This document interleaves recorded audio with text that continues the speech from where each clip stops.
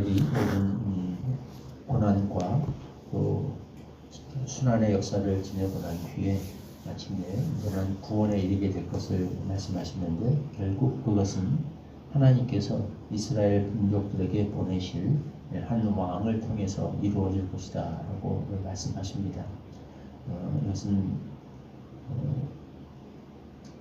사람을 가리키는 그런 왕처럼 사실은 묘사되어 있지만, 그러나 그 본문 가운데 보면 그의 근본은 상고 영원에 있다라고 말씀하신 것을 볼 때, 그래서 어떤 사람, 단순한 사람을 넘어서서 하나님이 되시는 예수 그리스도 메시아를 통한 그런 구원에 관한 예언이라는 것을 우리가 알 수 있게 되죠. 그래서 이스라엘의 역사는 인류 하나님 이 땅에 세워진 하나님의 그 교회의 어떤 축도, 상징적인 그런 기능을 가지고 있다, 우리가 이렇게 얘기할 수 있습니다.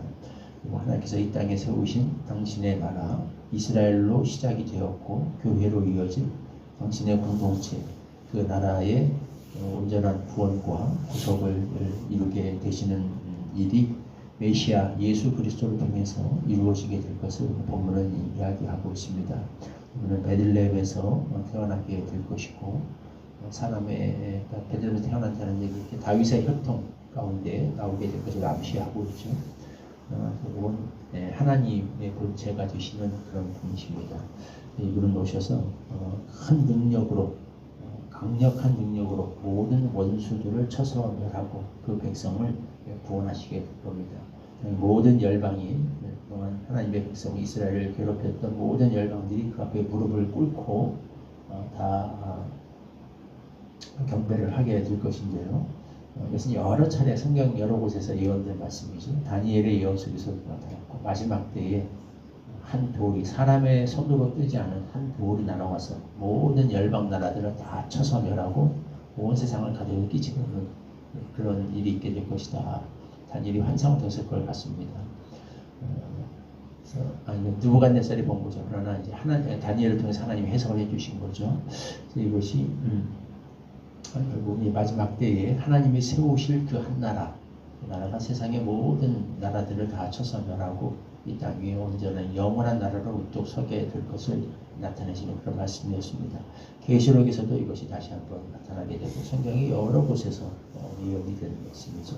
결국 이 땅에서 하나님이 세우신 나라, 이스라엘로 시작되고 교회로 이어지는 이 나라는 여러 가지 우여곡절을 겪게 될 겁니다. 때로는 번창의 때도 있게 될 것이고, 때로는 쇠퇴의 때도 있게 될 것이고, 시련과 고난과 환난의 때도 지나게 될 것이고, 징계의 회초리를 맞아서 어려운 때를 지나기도 될 것이지만, 결국은 마지막에 이 메시아께서 세우신 이 나라는 영원한 승리, 진정한 승리의 나라로 이 땅에 우뚝 서게 될 것이고, 대적하고 공격했던 모든 원수의 나라들이 그 앞에 무릎을 꿇게 될 것이죠. 이 영광스러운 약속, 메시아 예수 그리스도를 통해서 이루어지게 됩니다. 그분은 그래서 이 땅에 세우신 나라를 세운다, 왕으로 오시는 거죠. 이 왕의 특징, 강력한 권세가 있으면서도 본문에 보면 목자로 묘사가 되어 있습니다. 참 놀랍죠. 그런 엄청난, 결국 궁극적으로 세상의 모든 나라 정세 권세를 다 멸하시고 뿌려 복종시키신 그 강력한 힘을 가지고 계시면서도 이분은 목자가 되신다. 그 백성의 목자가 되셔서 목축한다. 4절에 보면 서서 목축하신다라고 되어 있습니다. 그런 강력한 분이 세우시는 이 나라는 얼마나 어떤 통치 개념을 가지고 있는가. 왕이 폭군, 그 위에 군림을, 이 세상 나라들은 나라를 강력하게 하기 위해 대개 지도자가 어떤 강력한 카리스마를 가지고 절대적인 독재를 펼치는 경우가 많죠. 가장 세상 역사 속에서 빠른 시간에 강력한 제국을 건설하는 데는 지도자의 어떤 독재적인 힘에 기반한 경우가 많습니다. 그러나 이 왕 예수 그리스도께서는 사실은 역사상 강력한 나라를 세우시면서도 그 통치 리더십은 목축이십니다. 목자가 양떼를 돌보듯이 그렇게 그 백성들을, 지금 양을 위해서 목자가 목숨을 버리기도 한다 해서 우리에게 얘기하셨죠. 선한 목자의 모습인데, 그런 자신의 목숨을 버려가면서까지 그 백성을 돌보시고 사랑하시는 그런 왕이 되신다. 참 놀랍죠. 이 세상에서는 우리가 이런 조화를 찾아보기 쉽지 않은데 예수님, 우리 메시아께서는 완벽한 조화를 가지고 계십니다. 가장 강력한 힘을 가지고 계시면서도 그러나 가장 겸손하시고 온유하시고 양을 위해 구원하기 위해 목숨을 버리는 그런 선한 목자처럼 그 백성을 목축하신다. 이 나라가 얼마나 놀라운 왕인가, 이 나라가 얼마나 놀라운 나라인가 하는 거죠. 그래서 또 결국 그래서 그분이 세우시는 이 나라 통치념은 평강입니다. 이 사람은 평강이 될 것이다. 그래서 세상에 강력한 나라를 제국으로 세웠던 왕들, 위인으로 일컬어지는 그런 왕들 보면 되게 폭력에 기반한 경우가 많죠. 그래서 사람들이 두려워하게 되고 그 밑에서 어떤 공포에 기반한 경우가 많습니다만 그게 이 세상 군주들의 모습입니다만 우리 메시아께서는 목자가 되실 분이나 평강의 이념을 가지고 그 백성을 다스려 주신다. 이 왕의 통치를 받게 될 때 우리는 두려움과 위축과 공포를 느끼게 되는 것이 아니라 마음속에 말할 수 없는 평화와 평강을 누리게 되는 거죠. 얼마나 놀라운 왕이신가, 이분이 세우시는 나라가 얼마나 놀라운 나라인가. 우리가 이런 분을 왕으로 모시고 그분의 통치를 받으며 그분의 세우신 그 나라의 백성으로 살 수 있다는 것이 얼마나 놀라운 일이고 은혜고 은총인가 하는 것을 다시 한번 깨닫게 됩니다. 이런 왕으로 우리에게 오신 예수 그리스도의 탄생을 인하여 감사와 찬송을 돌려드리게 되고요. 이런 나라의 백성으로 살 수 있다는 것 다시 한번 감사와 찬양을 돌려드립니다.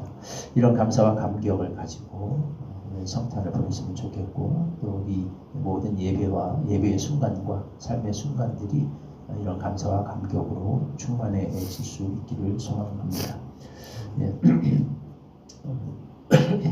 4절 말씀과 4절과 5절까지 말씀 한 목소리로 읽겠습니다.